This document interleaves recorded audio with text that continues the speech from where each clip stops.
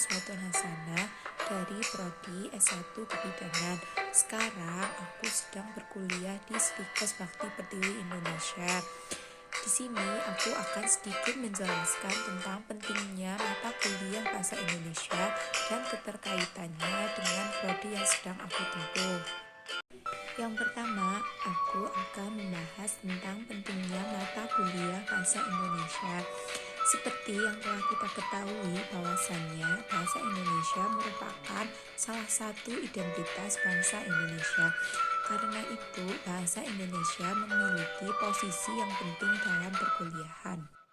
Tujuan pembelajaran bahasa Indonesia di perkuliahan tentunya bukan sekedar mahasiswa lulus ujian saja, melainkan agar mereka mampu berkomunikasi menggunakan bahasa Indonesia dengan baik dan benar.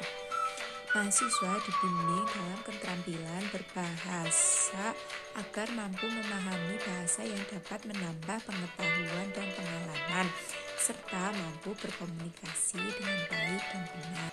Selain itu, bahasa Indonesia juga penting dipelajari di perkuliahan dikarenakan setiap mahasiswa berasal dari berbagai daerah di Indonesia. Kemudian, bahasa Indonesia juga digunakan sebagai panduan dalam penyusunan dan penggunaan dalam komunikasi ilmiah, seperti misalnya tesis, skripsi, laporan praktikum, dan lain-lain.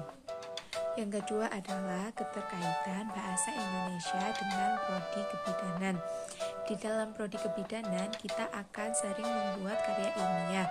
Bukan hanya karya ilmiah saja yang akan kita buat, melainkan ada laporan praktikum, tesis, dan karya tulis lainnya. Di dalam mata kuliah bahasa Indonesia, kita pasti mempelajari dan memahami arti pentingnya tata bahasa dan penggunaan IYD dalam pembuatan karya ilmiah dan sejenisnya.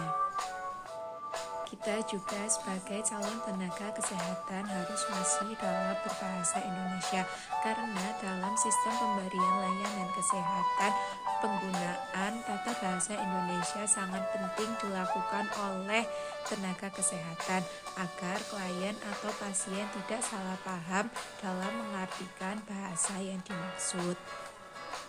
Bahasa Indonesia sangat mudah dimengerti oleh seluruh penduduk di Indonesia, sehingga jika kita menggunakan bahasa Indonesia dalam pemberian layanan kesehatan, hambatan dalam berkomunikasi akan berkurang. Walaupun demikian, kita sebagai tenaga kesehatan harus tetap menghormati dan menghargai bahasa daerah yang digunakan oleh pasien atau klien. Mungkin cukup sekian sedikit penjelasan dari saya. Semoga video ini dapat bermanfaat untuk kita semua. Wassalamualaikum warahmatullahi wabarakatuh.